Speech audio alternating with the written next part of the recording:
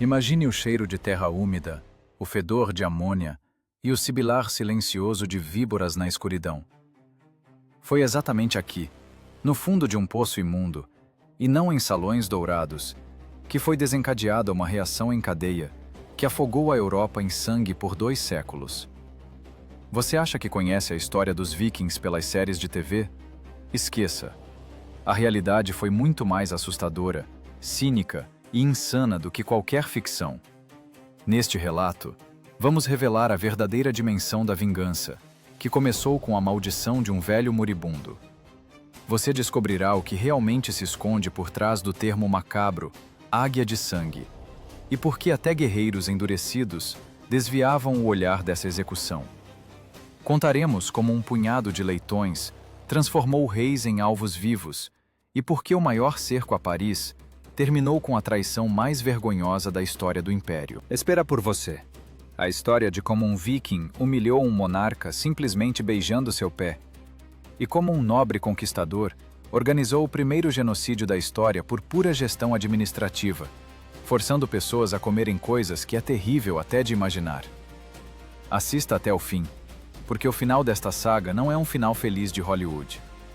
Vamos falar sobre o funeral do maior rei da Idade Média, que se transformou em um pesadelo biológico tão repugnante que os padres saíram correndo da catedral horrorizados. A história, que realmente causa arrepios, começa agora. Imagine o cheiro. Não o cheiro do mar ou da fogueira a que você está acostumado nas sagas heróicas. Não. Imagine o fedor denso e amoniacal de um espaço confinado, onde dezenas de répteis defecam, trocam de pele e passam fome por semanas. É o cheiro de terra úmida, impregnada de urina e da expectativa da morte. Você está no fundo de um poço. Acima de você, num quadrado de céu cinzento inglês, silhuetas se destacam. Eles estão rindo. Com esse riso, começa o fim do mundo conhecido. Estamos acostumados a pensar que a história muda em salas do trono, sob o ranger de penas assinando tratados de paz. Que besteira! A história muda seu curso aqui, na lama, sob o sibilar de víboras comuns. Olhe para cima. Vê aquele homem com um manto caro, segurando uma taça de vinho como se fosse o cetro do universo? Esse é o rei Aele, o governante da Nortúmbria. E neste exato momento, ele está cometendo o erro mais caro da história da Europa medieval. Ele acha que está matando um pirata. Ele acha que está executando um bandido que incomodou seu litoral por tempo demais. Aele não entende que ao jogar o prisioneiro no poço, ele não está apenas eliminando um concorrente. Ele está puxando o pino de uma granada que fará seu reino voar em pedaços. Estamos no ano de 865. O marco temporal é importante. Lembre-se deste momento. Até este segundo, os vikings eram para a Europa algo como um desastre natural, como granizo destruindo plantações ou um incêndio repentino. Eles chegavam, saqueavam mosteiros, degolavam monges, pegavam a prata e desapareciam no nevoeiro. Era um negócio.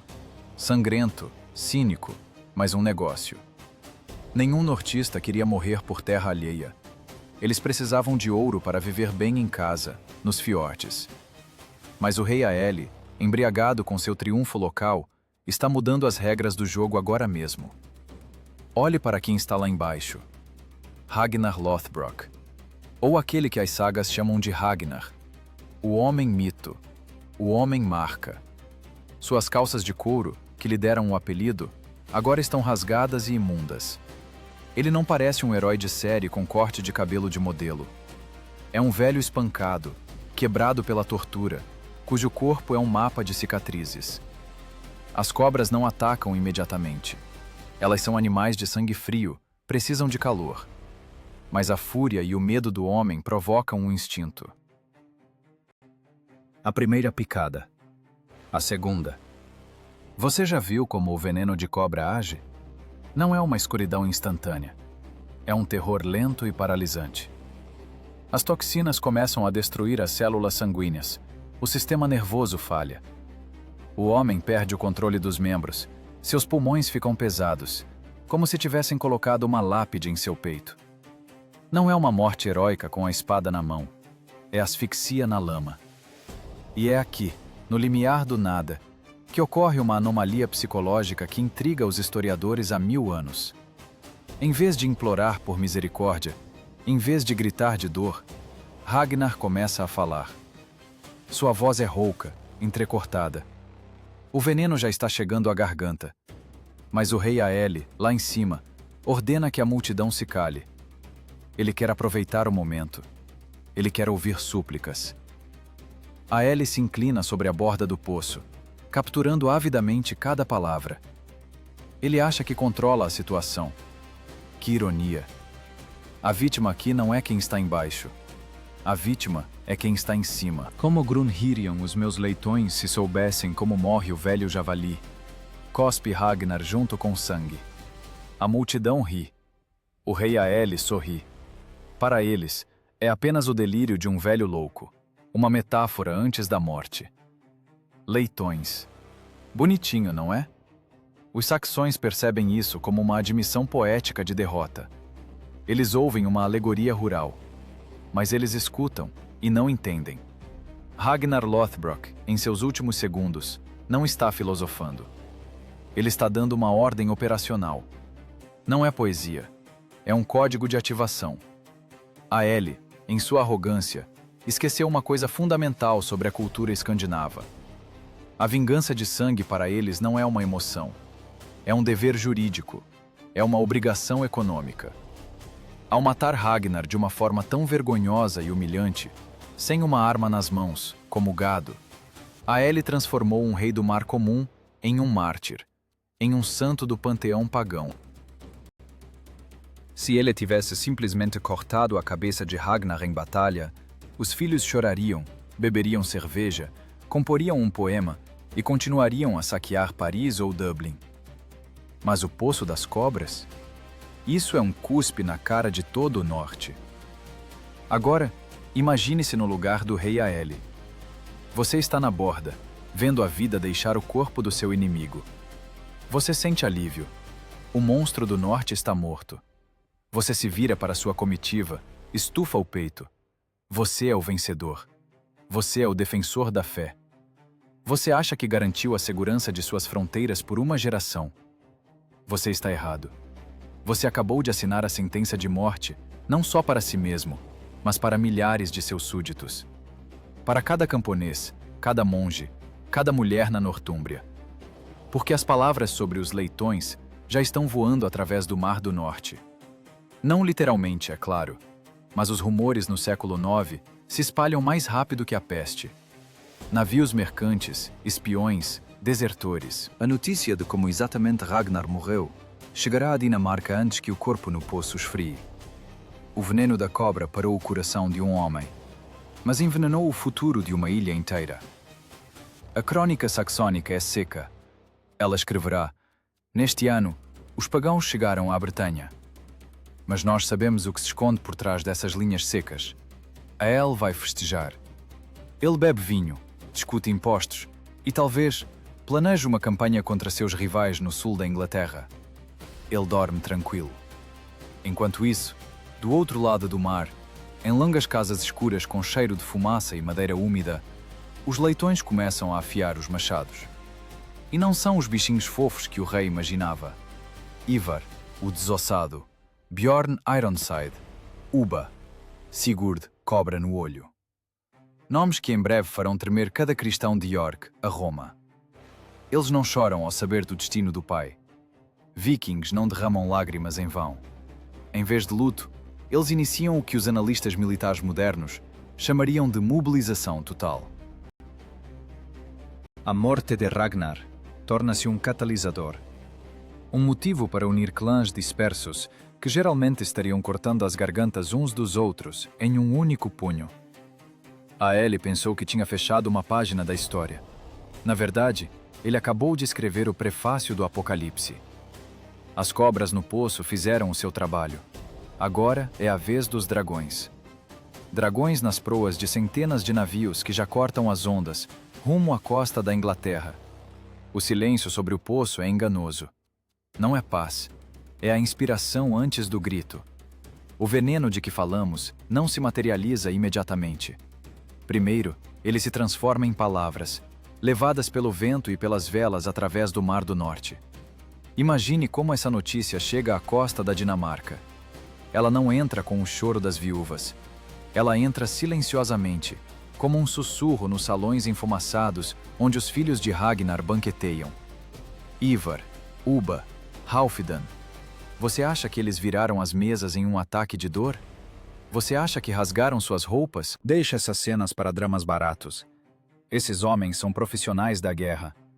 Para eles, a morte do pai é sem dúvida uma perda, mas ainda mais, é uma oportunidade. Um casus belli, um pretexto para a guerra, com o qual qualquer general ambicioso sonha. Olhe para Ivar, o desossado. As sagas o pintam como um aleijado que era carregado em um escudo. Talvez ele tivesse ossos frágeis, uma falha genética. Mas olhem seus olhos. Neles não há piedade, e muito menos a loucura de um berserker mordendo a borda do escudo. Ali funciona um intelecto frio e calculista. Ivar entende. O tempo dos pequenos saques acabou. A época em que se podia roubar algumas vacas e um candelabro de ouro está terminando. A Europa precisa sangrar de verdade. E Ivar recebe as palavras do pai sobre os leitões não como uma despedida sentimental, mas como um plano de negócios. Começa o que os cronistas anglo-saxões chamarão com horror de o Grande Exército Pagão. Pense nesse nome.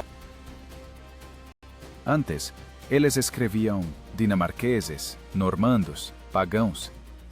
Agora surge a palavra exército. É uma mudança de paradigma. Nos portos da Escandinávia acontece algo inédito. Já não é a reunião da gangue de um jarlo sortudo. É mobilização total. Machados batem, carvalhos centenários caem, o piche ferve. Se você tivesse um satélite para olhar a Dinamarca do ano 865 de cima, veria os fiordes escurecerem com a quantidade de quilhas. Centenas de drácars.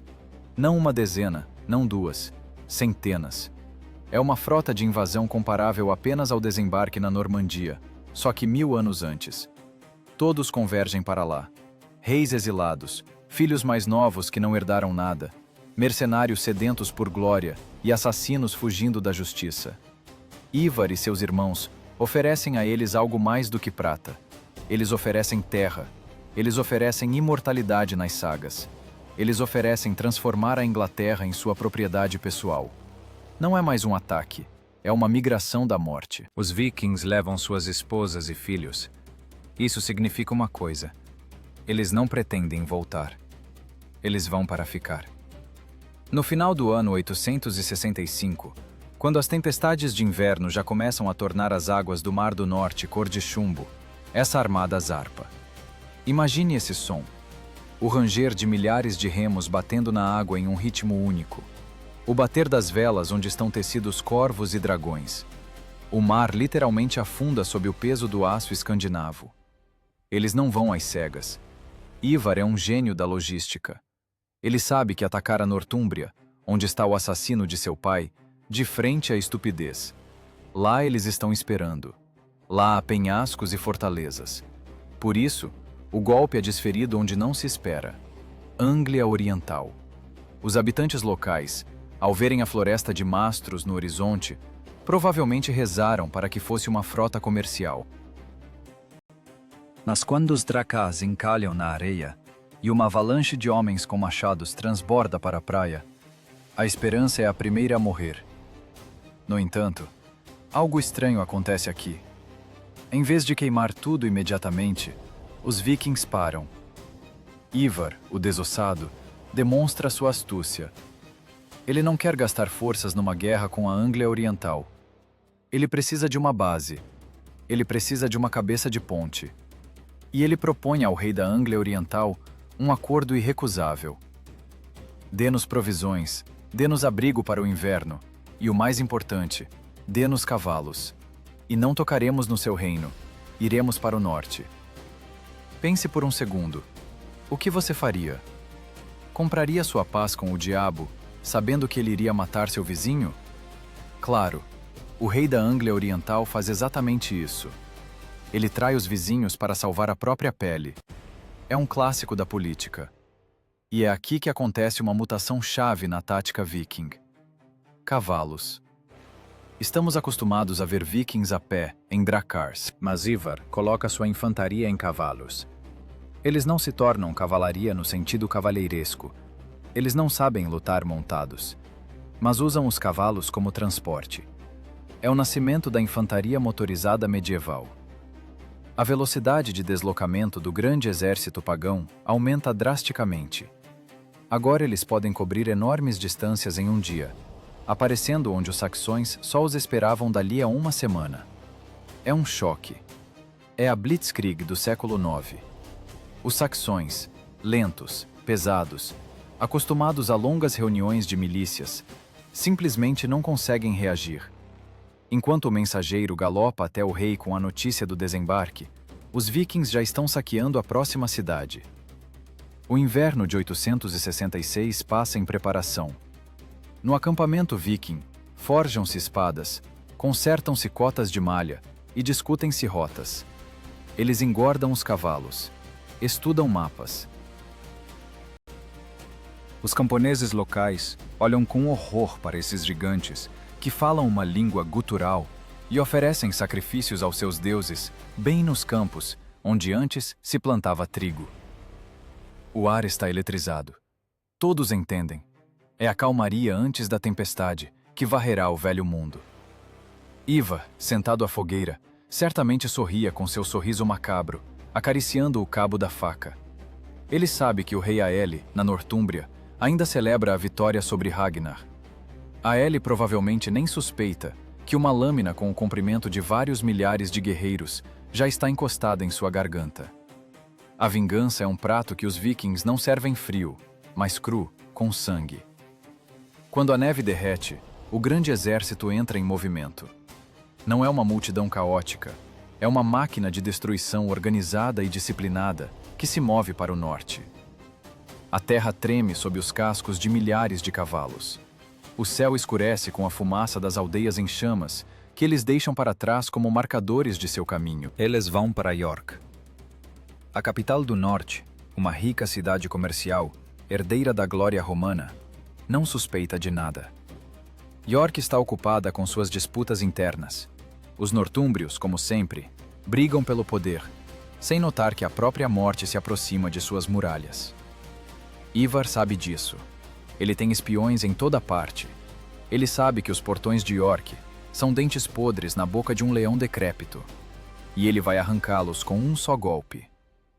Enquanto em York o sangue das guerras civis esfriava, no horizonte surgiram estandartes com o corvo negro.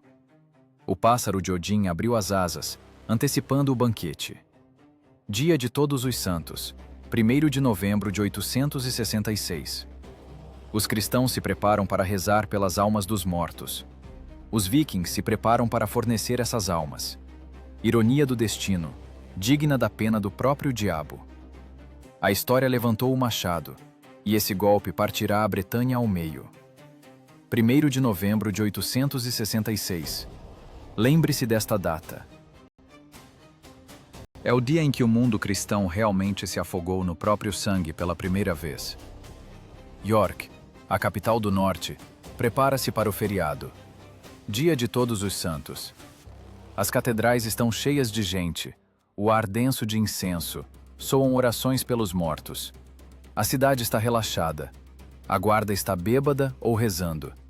Ninguém olha para as muralhas. Para quê?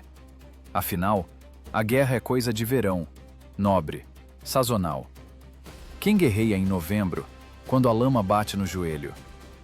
Ivar, o desossado, guerreia. Para ele, o dia de Todos os Santos não é um feriado. É uma vulnerabilidade tática. É uma porta aberta. Enquanto os padres cantam salmos, os vikings já estão dentro. Eles não atacam as muralhas heroicamente como no cinema. Eles se infiltram como uma névoa venenosa. Os portões estão abertos, talvez por traidores, talvez simplesmente por estupidez. E quando os primeiros gritos cortam o coro de orações, já é tarde demais. York não caiu. York foi estripada. Imagine esse contraste: o ouro dos utensílios da igreja e o aço negro dos machados do norte. As vestes brancas dos clérigos e os respingos vermelhos nos altares. Os vikings não poupam ninguém. Não é apenas saque, é terapia de choque. Os nortúmbrios tentam resistir. Antigos inimigos, o rei Aelle e seu rival Osbert, que por anos se mataram numa guerra civil, de repente percebem. Suas pequenas brigas não importam mais. Eles se unem diante do fim do mundo. Tarde demais. O exército de Ivar mói suas forças unidas com uma impiedade mecânica. Osbert é morto em batalha. Ele teve sorte. Morreu como guerreiro. O destino do rei Aelle é outro. Ele não é morto. Ele é pego vivo. A cena que se desenrola após a batalha não é para os fracos de coração, mas você deve vê-la. Não desvie o olhar. A história não é feita apenas de desfiles da vitória. É também desses momentos em que a crueldade humana se torna uma forma de arte. Aelle é arrastado pela cidade destruída. Ele, o senhor da vida e da morte de ontem, é jogado na lama diante dos filhos de Ragnar. O ciclo se fechou. Lembra do poço? Lembra do riso de Aelle? Agora são outros que riem. Ivar olha para o prisioneiro. Em seu olhar não há raiva. Apenas a fria curiosidade de um cirurgião, pronto para uma operação complexa. Ele não pretende simplesmente cortar a cabeça de Aelle. Isso seria muito simples, muito humano. A dívida de sangue deve ser paga com juros. Os leitões chegaram, e eles vão cobrar essa dívida de tal forma que se falará disso por 1000 anos. Começa o ritual que entrará para a história como a Águia de Sangue. Os historiadores ainda discutem se esse ritual foi realidade ou um conto terrível inventado depois. Mas o horror nos olhos das testemunhas, registrado nas crônicas, é real demais para ser ficção. Aelle é colocado de joelhos. Suas costas são expostas. O vento frio de novembro toca a pele do rei pela última vez. Ao redor, silêncio. Milhares de guerreiros calam-se. Ouve-se apenas a respiração pesada da vítima e o estalo da fogueira. Não entraremos em detalhes anatômicos. Você não precisa saber exatamente como o aço entra na carne. O horror não está no sangue. O horror está no som. Imagine um estalo seco e repugnante, o som com que as costelas se quebram quando são separadas da coluna. Crack, crack, crack. Soa como os passos de um gigante sobre galhos secos de uma floresta de inverno. Ele ainda está vivo. Ele está consciente. Essa é a essência da tortura. A vítima deve sentir cada momento de sua transformação. Os carrascos agem metodicamente, sem pressa. Eles não são maníacos, são sacerdotes de Odin. Eles transformam um homem em um símbolo. As costelas são abertas para os lados como asas, asas macabras e ensanguentadas que nunca levantarão seu dono aos céus. Os pulmões do rei, inflando em um ritmo antinatural, ficam expostos a todos os ventos. Dizem que se jogar sal nas feridas, a dor se torna absoluta, branca, cegante, além da compreensão humana. Os filhos de Ragnar fizeram isso? Provavelmente. A vingança não conhece medidas. Aelle queria ver como morre um velho javali? Agora ele mesmo se tornou uma lição. Ele se tornou um pássaro grotesco, crucificado na terra. Olhe para os rostos dos saxões que foram forçados a assistir a isso. Eles não gritam. Estão paralisados. Sua psique está quebrada. Eles não veem apenas a execução de seu rei. Eles veem a execução de seu Deus. Como Cristo pôde permitir tal coisa? Por que os céus se calam quando um governante terreno é desmontado como uma boneca? Nesse momento, um medo pegajoso e animal se instala nas almas dos anglo-saxões. Eles entendem. Esses nortistas não são humanos. São demônios que escaparam do inferno. Quando Aelle finalmente morre, seu corpo é deixado assim, como uma mensagem. York caiu. O rei foi transformado em uma massa sangrenta. Mas para Ivar e seus irmãos, isso é apenas o começo. Olhe para o mapa da Inglaterra daquela época. Parece uma colcha de retalhos. Nortúmbria, Mércia, Anglia Oriental, Wessex. 4 reinos, 4 pilares do poder saxão. Um pilar acabou de desabar, levantando uma nuvem de poeira e horror. Restam 3. Ivar limpa as mãos. Sua águia de sangue foi um sucesso. Ele não apenas matou o inimigo, ele criou uma marca de terror. Agora, antes que o exército viking chegue à próxima cidade, chegará lá a fama do que fizeram com Aelle. O medo irá à frente deles, abrindo portões melhor do que qualquer ariete. Os leitões foram alimentados, mas não estão saciados. O gosto de sangue apenas abriu o apetite.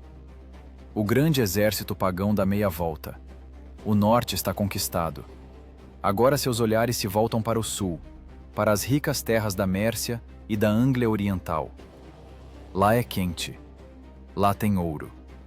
Lá tem reis que ainda acham que se pode negociar com o diabo. Ingênuos. A Catedral de York está em ruínas, profanada e saqueada. O cheiro de incenso misturou-se com o cheiro de carne podre. É o cheiro de uma nova era. Uma era onde a misericórdia é considerada fraqueza e a crueldade, virtude. O sol se põe sobre York, tingindo o céu de tons escarlates, como se refletisse o que aconteceu na terra. A sombra das asas da águia cobre a Bretanha, e essa sombra só vai crescer. A sombra das asas da águia, que cobriu York, não ficou no norte. Ela começou a se espalhar, como uma mancha de tinta no mapa, devorando milha após milha. O que acontece após a execução de Aelle, os historiadores chamam de efeito dominó. Um após o outro, os antigos reinos anglo-saxões começam a desabar, como castelos de cartas ao vento. Olhe para o mapa político da Bretanha no ano de 869. Já não é um mapa de estados. É um cardápio para um predador insaciável. O grande exército pagão move-se para o sul. Não é mais uma campanha de vingança. A vingança foi consumada. Agora é uma guerra de aniquilação. Eles passam pela Mércia, o reino mais extenso da ilha. O rei da Mércia, Burgred, olha para o destino da Nortúmbria e faz sua escolha. Ele não luta, ele paga. Toneladas de prata fluem dos porões das igrejas para os porões dos Drácars. A Mércia compra sua vida, mas perde a honra. Os vikings pegam o dinheiro, riem e seguem em frente. O objetivo deles é a Anglia Oriental, as mesmas terras onde desembarcaram 4 anos antes e onde conseguiram cavalos. Eles estão voltando, mas agora não como hóspedes pedindo abrigo, mas como donos que vieram buscar as chaves da casa. Aqui, entre charnecas e nevoadas e ricos mosteiros, governa o rei Edmund. Lembre-se desse nome. Ao contrário de Aelle, ele não é um tirano arrogante. Ele não é um guerreiro no sentido habitual. Ele é um cristão fervoroso, quase um monge no trono. Para ele, o poder não é o direito de executar, mas o dever de servir a Deus. E quando Ivar, o desossado, envia embaixadores a ele exigindo: torne-se meu vassalo, entregue metade do tesouro e renuncie à sua fé, Edmund recusa. É o choque de 2 universos. O materialismo pragmático e cruel dos vikings contra o idealismo cristão. Ivar não entende Edmund. Por que morrer por um Deus invisível? Por que resistir a uma força que é claramente superior à sua? Para um viking, isso é estupidez. Para Edmund, é martírio. A batalha foi curta. A milícia saxônica foi varrida pelos assassinos profissionais do norte. Edmund é capturado. E novamente, como em York, começa o teatro do horror. Mas se a execução de Aelle foi um ato de vingança, a execução de Edmund torna-se um ato de escárnio. Os pagãos decidem testar a força da fé desse rei santo. Ele é amarrado a uma árvore. Não a um poste de vergonha, mas a um carvalho vivo, como se quisessem conectá-lo à terra que ele se recusou a trair. Os vikings pegam os arcos. Eles não o matam imediatamente. Isso seria muito simples. Eles transformam a execução em um jogo perverso, em uma competição de pontaria. Flecha após flecha penetra no corpo do rei. Braços, pernas, ombros. Eles evitam órgãos vitais, prolongando a agonia. Os cronistas escreverão mais tarde que seu corpo parecia um ouriço crivado de espinhos. A comparação é macabra, mas precisa. Imagine esse silvido. Vupt, impacto. Vupt, impacto. E risos. Os pagãos gargalham. Eles gritam: "Onde está o seu Deus agora, Edmund? Por que ele não quebra nossas flechas? Por que os anjos não descem dos céus?" Não é apenas sadismo. É uma disputa teológica, onde os argumentos são pontas de aço. Eles não estão destruindo apenas um homem. Estão tentando destruir a própria ideia de santidade cristã. Provar que seu Odin é mais forte que o Cristo crucificado. Edmund não implora por misericórdia. Ele sussurra orações. E isso enfurece os carrascos ainda mais. Sua firmeza é a única arma que lhe restou, e ela bate mais forte que uma espada. No final, Ivar se cansa desse jogo. Um golpe de espada, e a cabeça do rei cai na grama alta. A Anglia Oriental está decapitada, literal e figurativamente. A lenda diz que os vikings jogaram a cabeça de Edmund na floresta densa, para que não pudesse ser enterrado como cristão. Mais tarde, monges a encontrariam, guardada por um enorme lobo, que não deixava as feras profanarem os restos. Um belo conto, uma tentativa de dar sentido ao horror. Mas a realidade é muito mais prosaica e terrível. O reino foi destruído. Mosteiros queimam, iluminando o céu noturno com tochas de dezenas de metros de altura. Bibliotecas, onde se guardava o conhecimento de séculos, viram cinzas. Os vikings usam manuscritos inestimáveis para acender fogueiras para assar carne. A cultura de um povo inteiro é apagada pela borracha da guerra.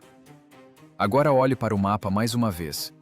Nortúmbria, sob a bota dos vikings. Mércia, humilhada e pagando tributo. Anglia Oriental, um deserto queimado sem rei. 3 dos 4 grandes reinos caíram. A escuridão se adensa. Na ilha restou apenas uma ilhota de luz. Um reino que ainda respira, embora o laço em seu pescoço já esteja apertando. Wessex. Wessex fica no sul, além do rio Tâmisa. É a última linha de defesa. Se Wessex cair, a Bretanha se tornará Escandinávia. A história do povo inglês terminará sem ter começado direito. Nós estaríamos conversando agora num dialeto dinamarquês, se não fosse pelo que aconteceu a seguir. Mas por enquanto, no salão do trono de Wessex reina o pânico. Mensageiros trazem notícias uma mais terrível que a outra. York caiu. Edmund está morto. O exército vem para cá. O rei Etelredo e seu irmão mais novo, Alfredo, entendem. Eles são os próximos. A vez chegou para eles. A avalanche de aço e fúria que engoliu o norte e o leste agora se volta para suas fronteiras. O inverno de 870 promete ser o mais frio da história da Inglaterra. E não é por causa do tempo. É pelo frio sepulcral que emana dos estandartes com o corvo negro, já visíveis no horizonte. O mundo anglo-saxão encolheu até o tamanho de um reino, e esse reino treme. Deus, parece, realmente virou as costas para esta ilha, deixando-a para ser despedaçada pelos lobos. Mas é justamente no momento de mais profundo desespero, quando a esperança parece loucura, que o destino prepara a reviravolta mais inesperada. Nos pântanos do sul, começa a amadurecer o contra-ataque. Natal de 877. Wessex celebra. Na propriedade real em Chippenham corre cerveja, a lenha estala nas lareiras, e as pessoas louvam a Cristo, certas de que o frio do inverno as protege melhor do que muralhas de fortaleza. Pois existe uma regra tácita: não se guerreia no inverno. No inverno, as estradas viram lama, e os dedos congelam nos cabos das espadas. A guerra é uma ocupação para os meses secos de verão. Assim pensava Alfredo. Assim pensavam seus nobres. Mas Guthrum, o novo líder dos vikings, pensava diferente. Para os nortistas, regras só existem para serem quebradas. No auge da 12ª noite, quando a vigilância dos saxões se dissolveu na bebedeira festiva, Os portões de Tippenham se escancaram. Não é uma batalha, é um massacre de adormecidos. Guthrum realiza o que nos romances de cavalaria chamariam de vileza, e nos livros de tática, de manobra genial. A surpresa é a arma favorita do assassino. A guarda real é massacrada em minutos. Alfredo, rei de Wessex, a última esperança da civilização inglesa, mal consegue pular da cama. Ele foge. Não à frente de um exército, não com um estandarte tremulando, mas como um animal acuado, esgueirando-se pelos fundos na escuridão da noite de inverno. A partir desse momento, Wessex deixa de existir como estado. Transforma-se em território ocupado. Alfredo desaparece. A maioria de seus súditos tem certeza de que ele está morto ou fugiu para a França. Mas o rei não deixa a ilha. Ele se enfia no buraco mais isolado, podre e inabitável de toda a Bretanha, nos pântanos de Somerset, num lugar chamado Athelney. Imagine essa paisagem. Pântanos infinitos, névoa cinzenta, cheiro de água parada e lodo. Aqui não há palácios. Aqui só há cabanas de criadores de porcos e pescadores, trançadas de vime. Aqui, entre a lama e os mosquitos, ocorre a maior metamorfose da história britânica. Um rei sem coroa. Um monarca que divide pão amanhecido com camponeses, escondendo o rosto. As lendas contarão que Alfredo ficou pensativo e queimou os bolos da dona da casa onde se escondia. Mas por trás desse conto bonitinho, esconde-se a verdade cruel. O homem teve um colapso nervoso. Ele perdeu tudo. Seu exército destruído, sua família em fuga, seu povo pagando tributo aos pagãos. Qualquer outro no lugar dele teria quebrado, se entregado à bebida ou se jogado sobre a espada. Mas Alfredo faz o que os vikings não esperavam. Ele começa a aprender. Nesses pântanos, nasce o conceito de guerra de guerrilha. Alfredo entende. Ele não pode enfrentar Guthrum de igual para igual. Ele não tem homens. Por isso, ele começa a picar. Pequenos destacamentos, ataques rápidos. Bateu, correu. Interceptou um comboio de comida, cortou a garganta de uma patrulha atrasada, desapareceu no nevoeiro. Os pântanos tornam-se sua fortaleza. Os vikings odeiam esses pântanos. Sua infantaria pesada atola, seus cavalos quebram as pernas. E os homens de Alfredo conhecem cada trilha. É uma guerra de desgaste, guerra de nervos.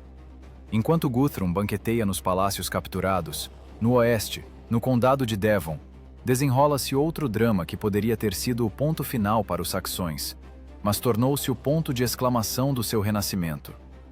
Ubba, um daqueles filhos de Ragnar, irmão de Ivar, o desossado, desembarca na costa com uma frota. Ele veio para acabar com os sobreviventes. Ele cerca a fortaleza de Thinvid, onde se abrigou o nobre Oda com o resto da milícia. Os saxões não têm água. Eles não têm chance. Ubba tem certeza da vitória. Ele tem uma arma terrível, o lendário estandarte do corvo. Pare por um segundo e perceba o que isso significa para um homem do século IX. Não é apenas um pedaço de tecido.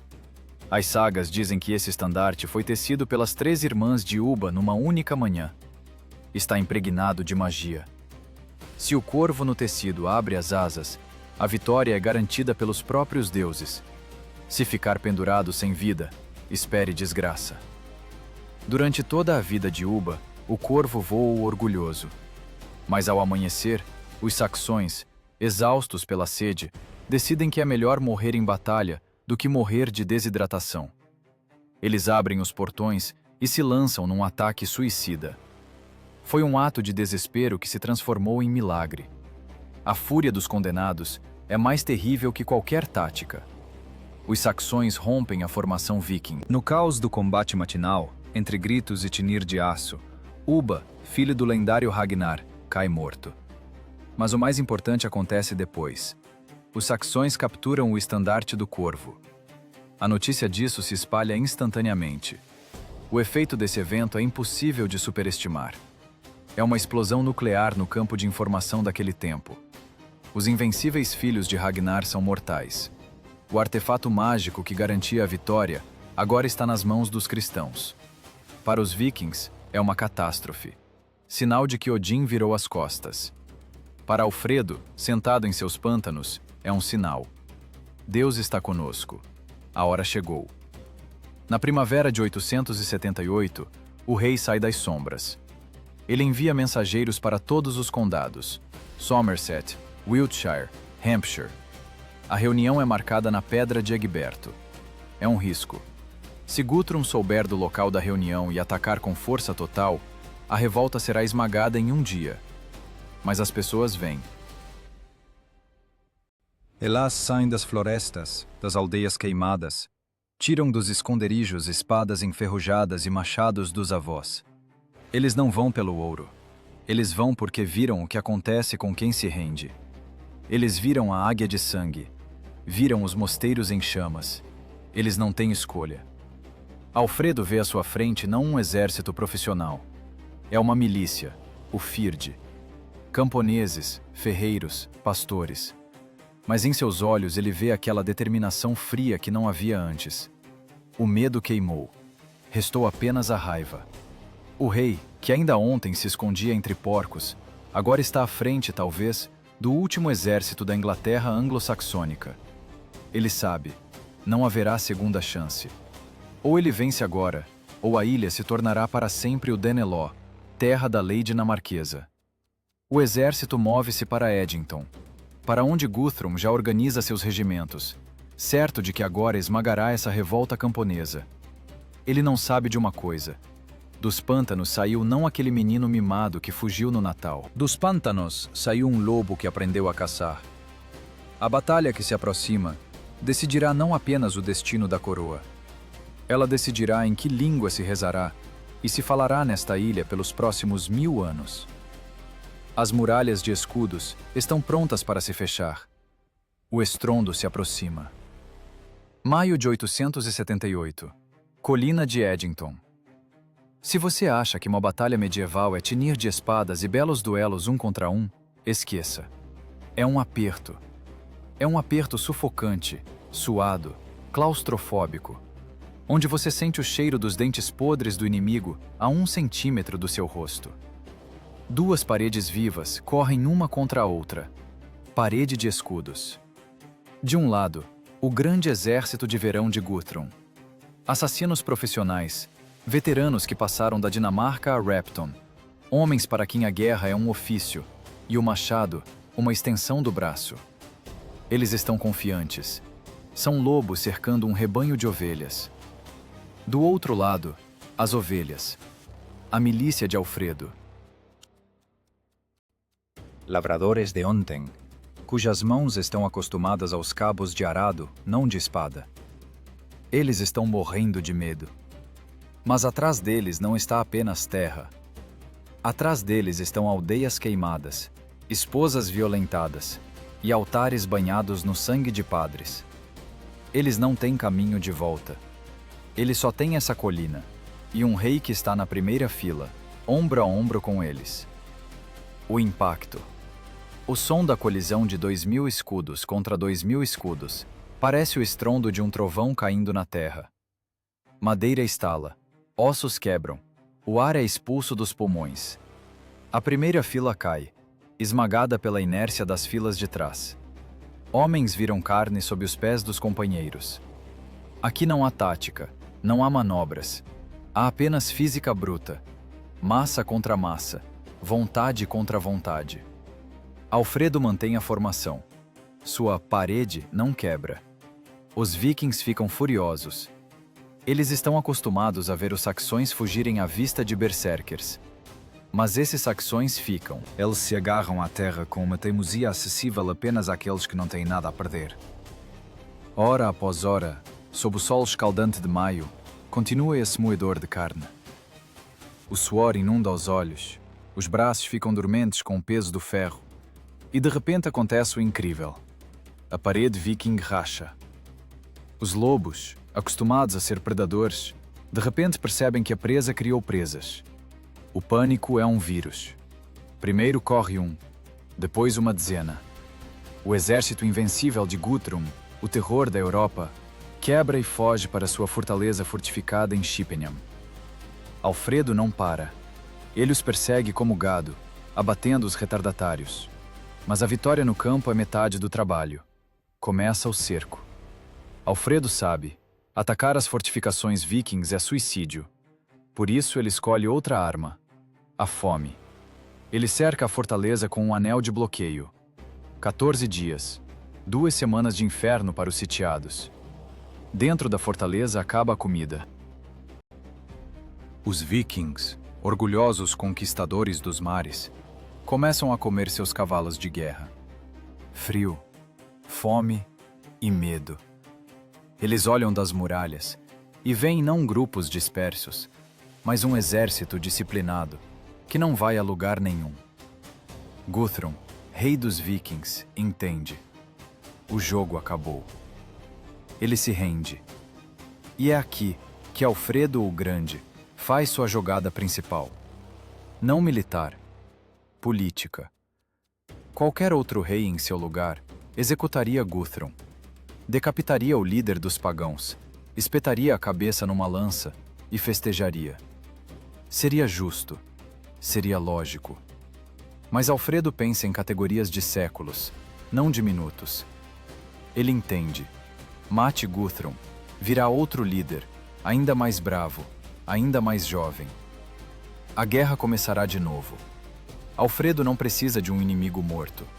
Ele precisa de um aliado vivo. Ou pelo menos de um vizinho previsível.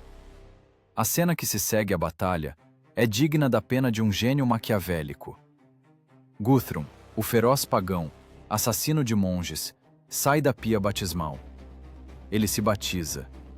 Ele adota o nome de Athelstan e seu padrinho torna-se o próprio Alfredo. Pense na beleza dessa combinação. O rei de Wessex não apenas venceu, ele adotou seu inimigo. Pelas leis da época, padrinho e afilhado estão ligados por laços sagrados, quebrar os quais é um pecado terrível até para um semi-pagão. Alfredo transforma uma guerra religiosa, uma guerra de extermínio, numa disputa feudal. Ele integra o viking no sistema que aquele tentava destruir. Guthrum recebe liberdade e terras, terras enormes. Alfredo entrega a ele a Anglia Oriental. Eles dividem a ilha ao meio. A linha de fronteira passa pela velha estrada romana, Watling Street. Tudo a nordeste é o Danelaw, a região da lei dinamarquesa. Lá regem as leis vikings. Lá adoram Thor e Cristo ao mesmo tempo. Lá falam numa mistura de dialetos. Tudo a sudoeste é a Inglaterra de Alfredo. Muitos contemporâneos provavelmente rangeram os dentes. Como assim? Entregar metade do país aos invasores? Entregar as terras do mártir Edmund aos seus assassinos? Mas foi um compromisso que salvou a nação. Alfredo comprou tempo. Tempo para construir uma frota, erguer cidades-fortaleza, burgos, ensinar latim e leis ao povo. Na Inglaterra instaura-se um silêncio estranho e tenso. Os saqueadores de ontem começam a arar a terra. Vikings que receberam lotes no Danelaw largam os machados de guerra e pegam nos arados. Eles se casam com mulheres locais. O sangue se mistura. A fúria do norte começa a dissolver-se no solo inglês, adubando-o, tornando-o mais forte. Gerações depois, ninguém mais distinguirá quem é descendente de dinamarqueses e quem é saxão. Ragnar Lothbrok, apodrecendo em seu poço, poderia ter sorrido. Seus leitões não queimaram esta ilha até o chão, como ele talvez quisesse. Eles fizeram algo pior. Eles se mudaram para ela. Tornaram-se parte dela. Mas a história não tolera vácuo. Enquanto na Inglaterra as espadas são embainhadas e Guthrum experimenta as vestes brancas de cristão, centenas de outros drácars ficam sem trabalho. Jovens lobos, atrasados para a partilha do bolo inglês, ainda estão famintos. Eles precisam de butim. Eles precisam de glória. E eles viram seus narizes predadores para o sul. Lá, além do canal, fica o Império dos Francos. Decrépito, gordo, dilacerado pelas disputas dos herdeiros de Carlos Magno. A vítima ideal. O capítulo inglês da saga fecha-se para dar lugar ao pesadelo continental. Os vikings entenderam que reis podem não apenas ser mortos, podem ser ordenhados. E a vaca mais gorda da Europa pasta às margens do Sena. Paris ainda não sabe que as sombras que recuaram de Londres e York já se adensam sobre suas torres. O vento muda e traz o cheiro de queimado para a costa da França. Enquanto a neblina sobre o Canal da Mancha esconde a costa inglesa, onde Alfredo, o Grande, constrói seu futuro frágil, a tempestade não cessa. Ela apenas muda de curso. A energia da violência acumulada pelos leitões e seus seguidores não desapareceu. Milhares de guerreiros, deixados sem nada após a partilha da Inglaterra, olham para o mapa da Europa com olhos famintos. Eles precisam de uma nova vítima. E ela está bem perto. França. A pérola na coroa do Império de Carlos Magno. Antigamente, era um estado monolítico, cuja cavalaria pesada infundia terror em todo o mundo.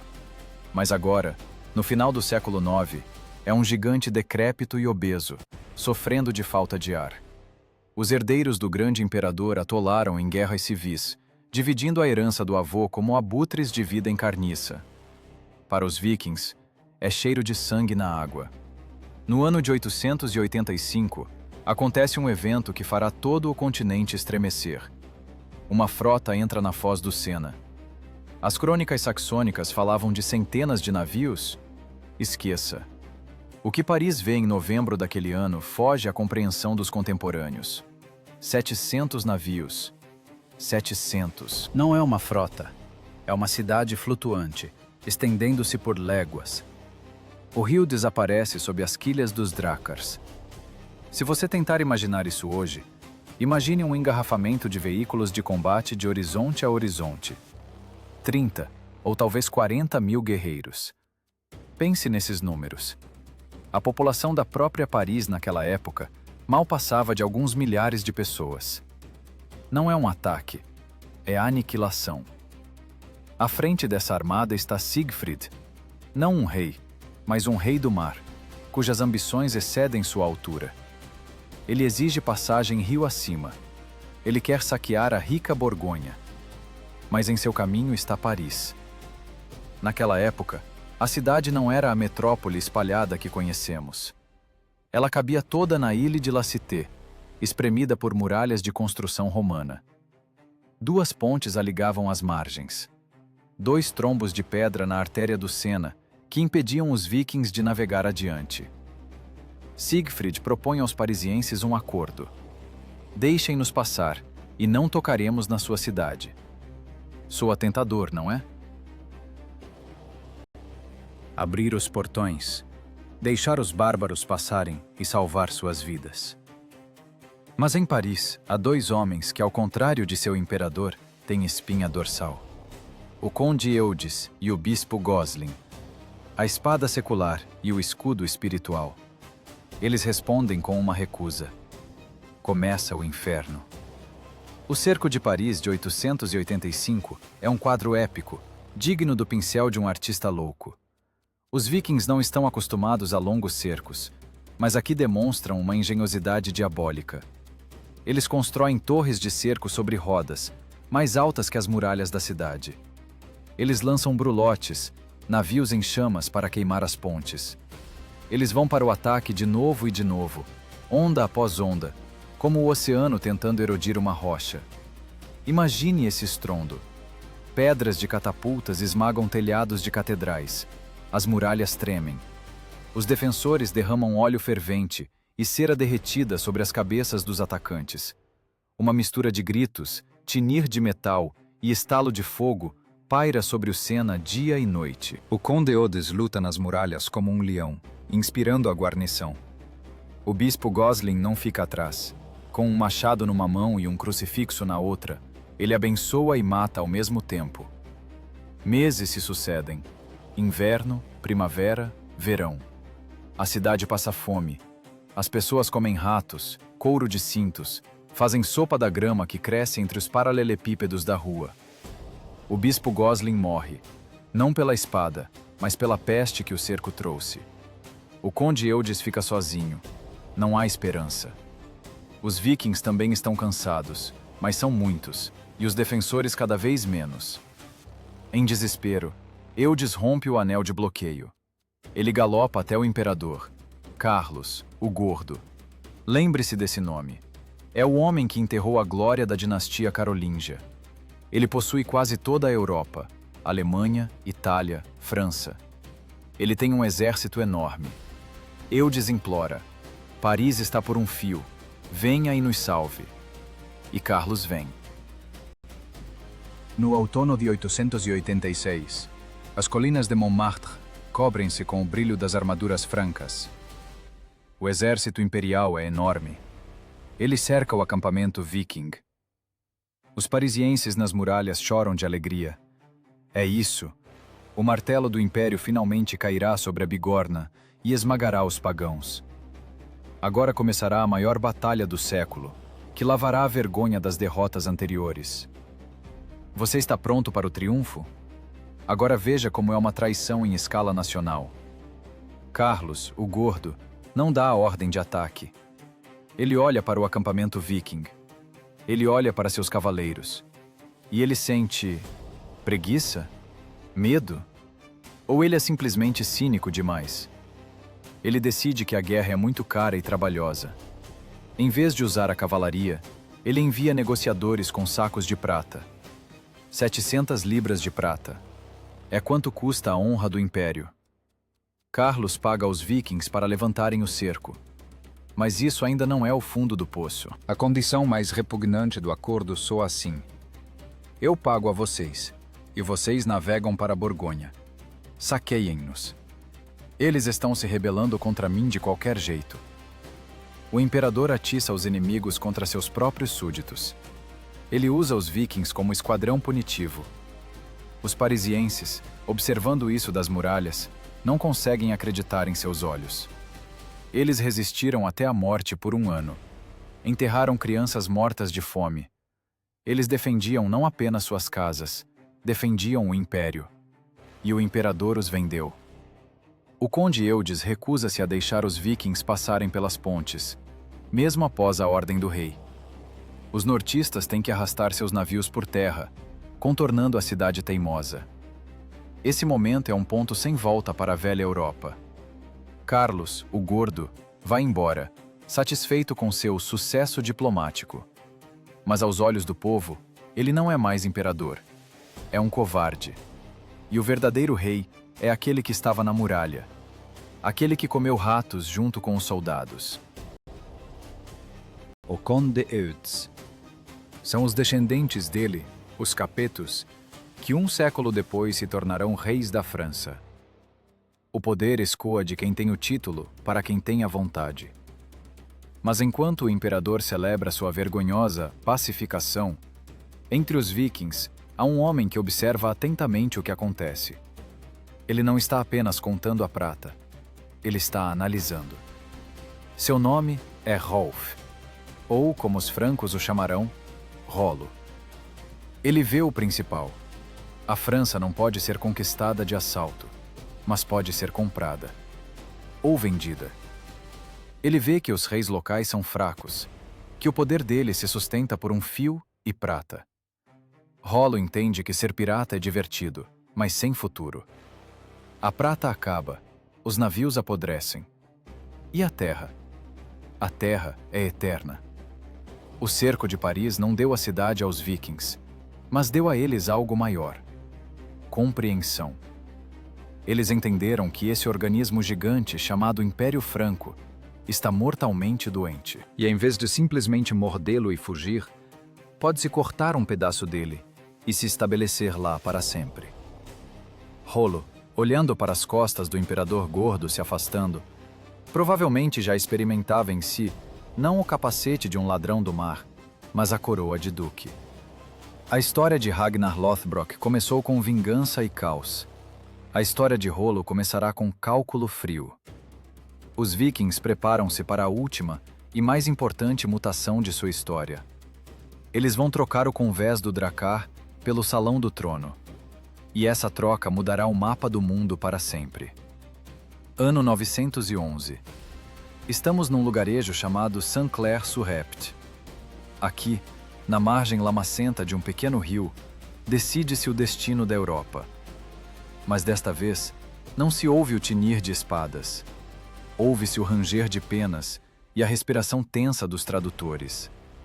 De um lado, o rei da França, Carlos III. A história deu-lhe o apelido de O Simples. Mas não se engane, esse homem não era bobo. Ele era realista. Ele olhava para décadas de cidades queimando, para o tesouro vazio, para seus barões inúteis, e entendia uma verdade simples. É impossível vencer os vikings em campo aberto. Eles são muitos, são muito ferozes e sempre voltam. Se você não pode destruir um tumor cancerígeno, deve tentar negociar com ele. Ou, o que é ainda mais cínico, fazê-lo trabalhar para você. Do outro lado está um homem montanha, Hrolf. Os francos o chamam de Rolo. As sagas o chamam de Rolo, o caminhante. Porque, segundo a lenda, nenhum cavalo aguentava seu peso, e ele tinha que andar a pé. Não é apenas um bandido, é a evolução do viking. Ele já não é aquele berserker mordendo o escudo. É um político com um machado no cinto. Rolo entende. A guerra eterna esgota. A pirataria é uma renda instável. Ele precisa do que não se pode levar num navio.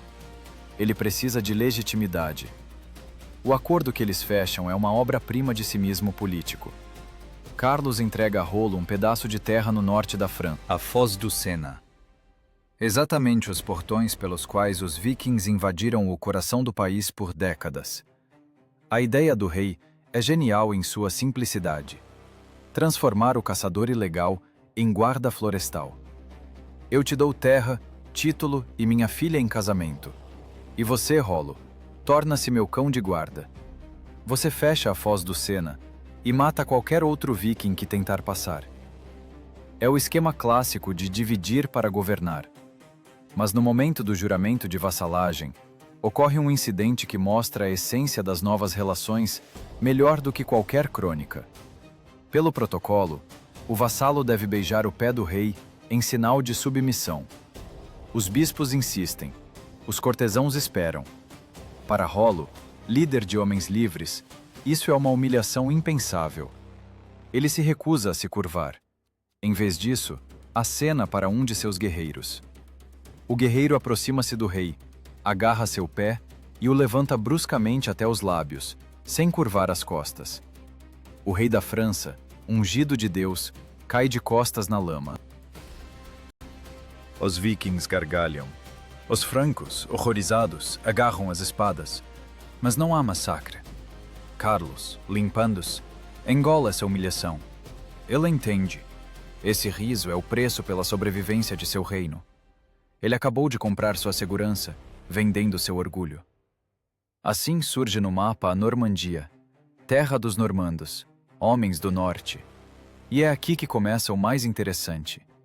Estamos acostumados a pensar que os conquistadores impõem sua cultura aos vencidos. Mas os vikings de Rolo fazem o contrário. Eles começam a sofrer mutação. Eles entendem que para governar essa terra rica, o machado não basta. Precisa da cruz, precisa da lei, precisa da língua.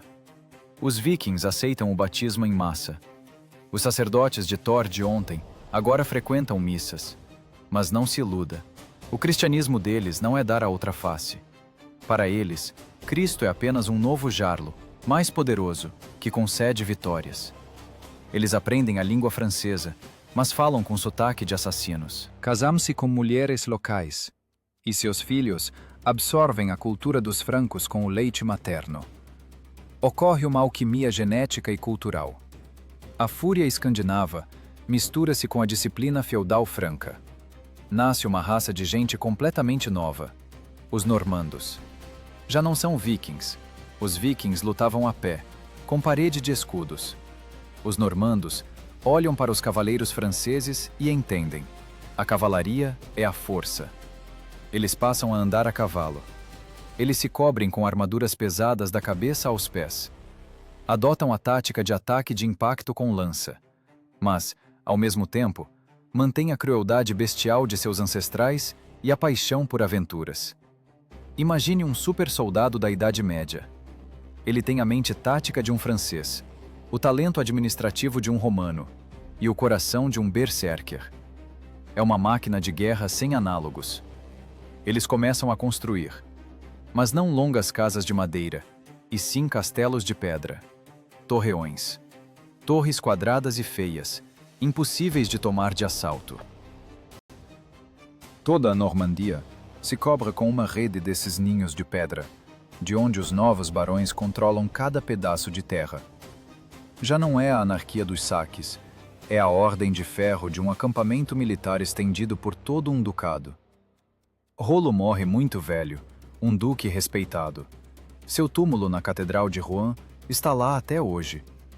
O homem que veio queimar igrejas jaz no centro de uma delas como santo padroeiro. Ironia da história? Não. Lógica de sobrevivência. Passam-se 150 anos. O veneno que um dia matou Ragnar transformou-se. Tornou-se frio, disciplinado e de alta tecnologia. A Normandia fica pequena para essa nova raça de predadores. Eles olham em volta. Seu olhar cai sobre a Itália, e eles conquistam a Sicília. Eles olham para Bizâncio, e mercenários normandos tornam-se a elite da guarda imperial. Mas o olhar mais ganancioso volta-se para o norte, através do Canal da Mancha, para onde seus parentes distantes, anglo-saxões e dinamarqueses, misturaram-se numa estranha simbiose. Para onde um dia Ragnar gritou sobre os leitões. A Inglaterra, em meados do século XI, é um reino rico, mas frouxo. O rei Eduardo, o confessor, é velho e sem filhos. Ele morre sem deixar herdeiro. O trono está vazio. E imediatamente 3 mãos se estendem para a coroa. Será o final do grande drama. 3 lobos, um da Noruega, um da própria Inglaterra e um da Normandia. Duque Guilherme, bastardo, descendente de Rollo na 5ª geração. Em suas veias, corre o sangue daquele mesmo caminhante que derrubou o rei. Guilherme olha para a Inglaterra não como um lugar para saque. Ele olha para ela como sua propriedade legítima. Ele acredita que tem o direito, e está pronto para provar esse direito da única maneira que entende. A máquina de guerra normanda está ligada. Cavaleiros vestem cotas de malha, cavalos mordem os freios, e nas florestas cortam-se árvores para uma nova frota. O círculo deve fechar-se. Aqueles que saíram do norte como pagãos voltam como cruzados, mas a essência não mudou. Eles vão pegar o que é deles. O ano de 1066 já está à porta, e ele tingirá o céu sobre a Inglaterra da cor de incêndio, comparado ao qual as fogueiras de Ragnar parecerão fósforos. Janeiro de 1066. Em Westminster morre o rei Eduardo, o confessor. Com seu último suspiro, a Inglaterra mergulha num estado que os enxadristas chamam de Zugzwang, quando qualquer jogada leva à piora da posição. Eduardo não tem filhos. O trono está vazio. E para essa cadeira vazia, forrada de veludo, olham imediatamente 3 pares de olhos. 3 lobos circulando uma carcaça. Este é o final do grande drama, o clímax de 200 anos de história que começou no Poço das Cobras. O primeiro pretendente é Harold Godwinson, o homem mais poderoso da Inglaterra, que na prática governava o país pelas costas do rei fraco. Ele é saxão. Ele é da casa. O Conselho de Nobres imediatamente o coroa, esperando estabilidade. Ingênuos. O segundo é Harald Hardrada, rei da Noruega, o último verdadeiro viking da velha guarda. Um homem que serviu na guarda do imperador bizantino, lutou na Sicília e na Palestina, cortou cabeças na Bulgária. Ele acredita que a Inglaterra lhe pertence por direito de velhos tratados. Para ele, esta é a última grande campanha, o canto do cisne da era dos Drácars. O terceiro é Guilherme, duque da Normandia, aquele descendente de Rollo de quem falamos, o bastardo, a quem a vida toda esfregaram na cara sua origem ilegítima. Para ele, a Inglaterra é uma forma de provar ao mundo e a si mesmo que ele não é um bastardo, mas um rei. O destino embaralha as cartas numa velocidade alucinante. O primeiro a jogar é o Viking. Setembro de 1066. Harald Hardrada desembarca no norte, perto de York. 300 navios. York de novo. Essa cidade é como um imã para catástrofes. Ele derrota a milícia local e captura a cidade. Harold Godwinson, mal tendo colocado a coroa em Londres, recebe essa notícia. Ele tem uma escolha: ficar seguro atrás das muralhas do sul ou realizar uma marcha forçada insana para o norte. Ele escolhe o ataque. Seu exército percorre quase 200 milhas em 5 dias. É um ritmo desumano para a infantaria na Idade Média. As pessoas dormem andando, comem andando, mas chegam a tempo. Batalha de Stamford Bridge, 25 de setembro. Os vikings não esperam os ingleses tão cedo. Eles estão relaxados. Muitos deixaram as cotas de malha nos navios por causa do calor. O ataque dos saxões pega-os de surpresa. Foi um massacre, não uma batalha.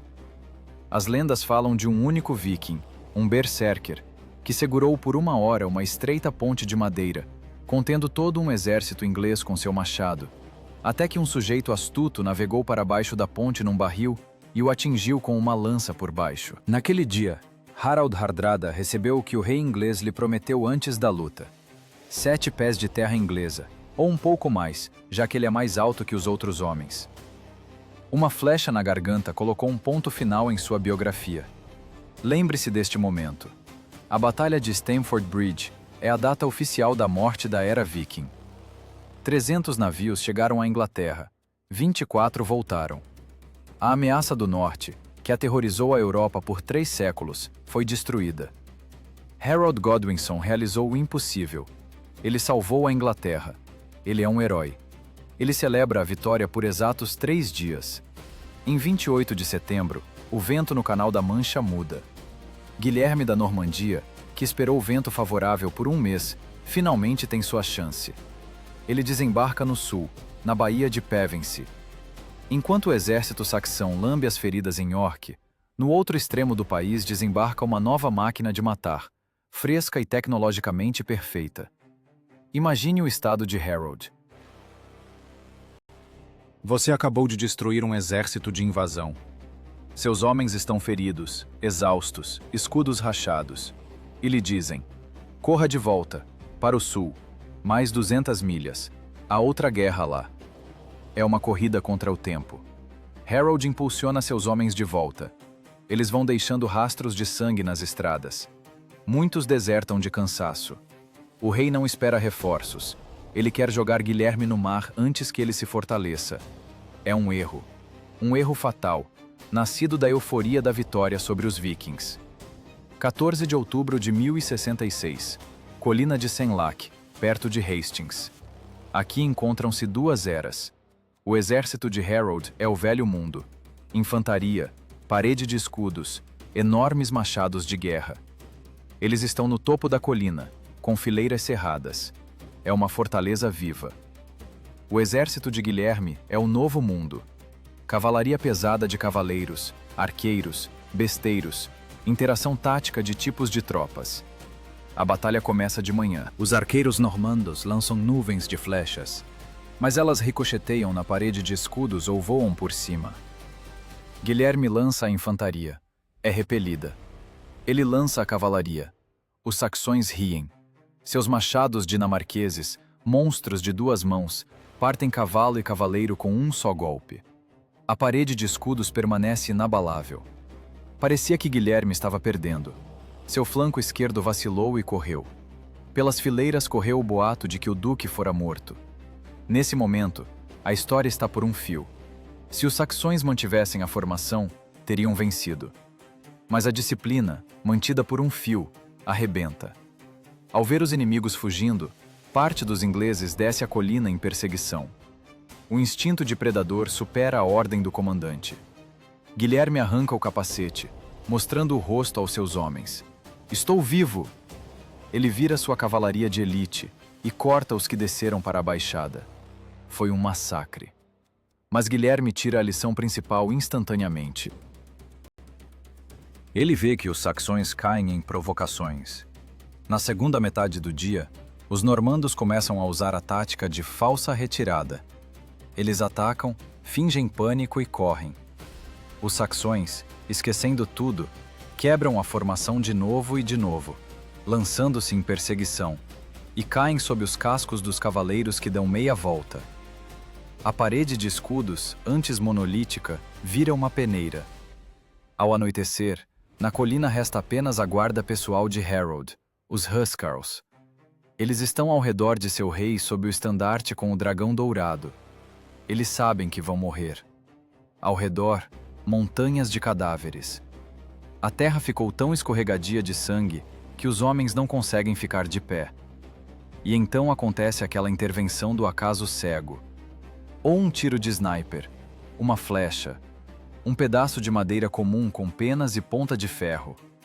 Ela cai do céu numa trajetória íngreme. Ela não procura uma brecha na armadura.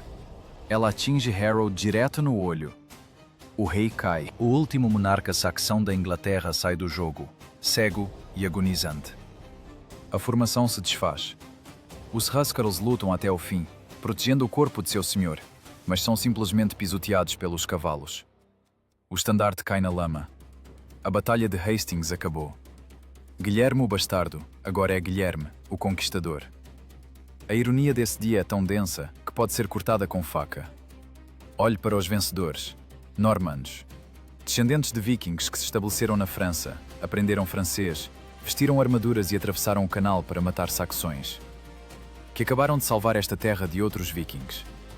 O sangue de Ragnar Lothbrok, passando por séculos de mutações e assimilação, acabou conquistando esta ilha. Não com um golpe direto de machado, como sonhava o velho pirata, mas por um caminho complexo e híbrido de evolução da máquina militar. As sombras dos leitões estavam atrás de Guilherme quando ele olhava para o campo coberto de milhares de cadáveres. A Inglaterra anglo-saxônica morreu naquela colina junto com Harold. Começava a Inglaterra normanda. Mas para as pessoas comuns, o pior ainda estava por vir. Guilherme não queria apenas a coroa. Ele queria a submissão absoluta. E estava pronto para transformar o norte do país num cemitério para conseguir o que queria. Natal de 1066. Abadia de Westminster. Parecia que chegava um final feliz. Guilherme, aquele mesmo bastardo, está no altar. O arcebispo coloca a coroa em sua cabeça. Cavaleiros normandos e a nobreza saxônica gritam palavras de aprovação. Mas os nervos de todos estão esticados como a corda de um arco antes do tiro. A guarda do lado de fora, ouvindo os gritos lá dentro, decide que os saxões estão matando seu duque. E o que fazem esses normandos disciplinados? Correm para salvar o comandante? Não. Em pânico, começam a incendiar as casas ao redor da abadia. Guilherme, o Conquistador, recebe a coroa sob o estalo do fogo e o cheiro de queimado, enquanto Londres mergulha no caos. Um rei trêmulo numa catedral vazia é a metáfora perfeita de seu reinado. Ele ganhou a coroa, mas não ganhou o país. A Inglaterra o odeia, especialmente o norte. Aquele mesmo norte onde ainda se lembram das canções de Ragnar, onde o sangue viking se misturou com o saxão, onde as pessoas se acostumaram a viver livres. No ano de 1069, Yorkshire se rebela, e Guilherme decide que o tempo das meias medidas acabou. O que acontece a seguir, nos livros de história, chama-se pelo termo seco, a devastação do norte. Soa quase poético, verdade? Mas vamos traduzir isso da linguagem das crônicas para a linguagem da realidade. Não é guerra. É o primeiro ato documentado na história europeia de terror de Estado levado ao absoluto. Genocídio como ferramenta de gestão. Guilherme não apenas mata os rebeldes.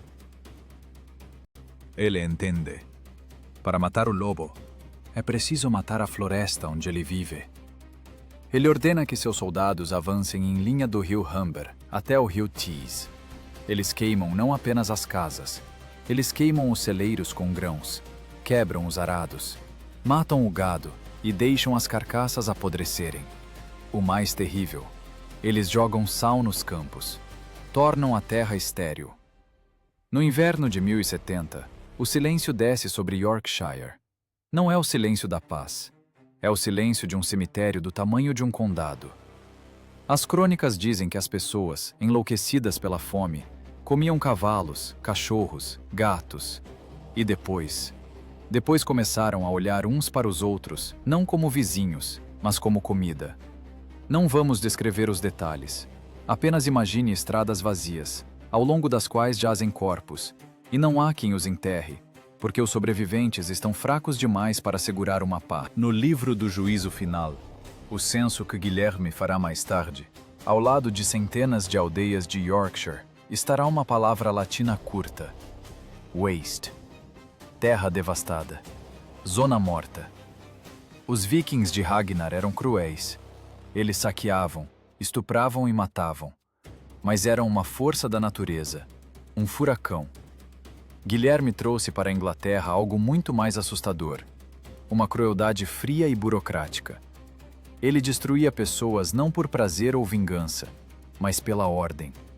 Era a matemática da morte. Depois disso, a Inglaterra calou-se. A espinha dorsal da resistência anglo-saxônica foi quebrada para sempre. O jugo normando caiu sobre os ombros da ilha como uma pesada malha de ferro. O país cobriu-se de castelos, prisões de pedra, de onde os novos lordes vigiavam cada suspiro do povo conquistado. Mas a história tem um humor negro. Guilherme, o homem que fez milhares de pessoas apodrecerem vivas, teve uma morte que dificilmente se pode chamar de digna de um rei. Ano de 1087. Cidade de Rouen. Guilherme está morrendo. Ele é velho, incrivelmente obeso. Sua barriga é enorme. Durante mais uma campanha militar, ele bateu essa barriga na sela. Lesão interna, agonia lenta, gangrena. O rei que toda a Europa temia morre sozinho. Seus servos, assim que ele expirou, saquearam o quarto, roubando até a roupa de cama, e deixaram o corpo nu no chão. Mas o verdadeiro pesadelo acontece no funeral. Na igreja de Santo Estevão, em Caen, reúne-se a nobreza. Tentam colocar o corpo do rei num sarcófago de pedra, mas os pedreiros erraram nas medidas. O corpo é grande demais, inchou pelos gases e decomposição. Os coveiros tentam empurrá-lo à força. Eles pressionam a barriga do falecido. E aí acontece o que faz cavaleiros e bispos taparem o nariz horrorizados e correrem para a saída. O abdômen estoura. Um fedor monstruoso enche a catedral, superando o cheiro de incenso. A nobre reunião transforma-se em farsa. O rei, o conquistador, o homem que redesenhou o mapa do mundo, é coberto de terra às pressas, apenas para acabar com aquele pesadelo. Sic transit gloria mundi. Assim passa a glória do mundo.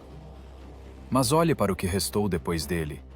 A fumaça se dissipou, o cheiro de queimado sumiu.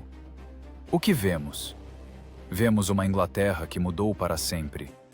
O veneno do Poço das Cobras, onde Ragnar morreu, completou um círculo completo. Primeiro, causou a fúria dos leitões e o grande exército.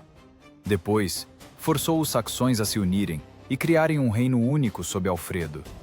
Depois, empurrou os vikings para a França, onde se tornaram normandos. E, finalmente, esse vírus mutado voltou à Inglaterra nas luvas de aço de Guilherme, para costurar essas duas metades, norte e sul, com linhas de aço. A Grã-Bretanha de hoje é filha dessa violência. A língua inglesa é um híbrido. Veja, os animais no campo são chamados por palavras saxônicas: cow, sheep, swine. E a carne na mesa, por normandas: beef, mutton, pork. Por quê? Porque os saxões criavam o gado e os normandos o comiam. O sangue de Ragnar Lothbrok e o sangue do rei Aelle não desapareceram. Misturaram-se. Cada gota derramada em York, Edington, Hastings e no Yorkshire queimado tornou-se cimento para a fundação de um império que, séculos depois, conquistaria metade do mundo. A história de Ragnar não é um conto de herói. É um aviso de que a vingança é a fonte de energia mais poderosa e incontrolável da história. Um velho num poço sussurrou uma maldição, e ela destruiu o velho mundo para construir um novo sobre seus ossos. E agora faça a si mesmo uma pergunta. Gostamos de olhar para esses eventos como uma barbárie selvagem. Ficamos horrorizados com a águia de sangue e a devastação do norte. Mas olhe para o mundo moderno. Para como os estados resolvem seus conflitos hoje. Bloqueios econômicos, ataques cirúrgicos, guerras híbridas. A essência mudou? Ou apenas aprendemos a esconder nosso viking interior atrás de palavras bonitas sobre democracia e segurança? Assim como Guilherme escondia seu terror atrás de palavras sobre direito divino e ordem. Talvez o Poço das Cobras não tenha ido a lugar nenhum. Apenas aprendemos a torná-lo confortável.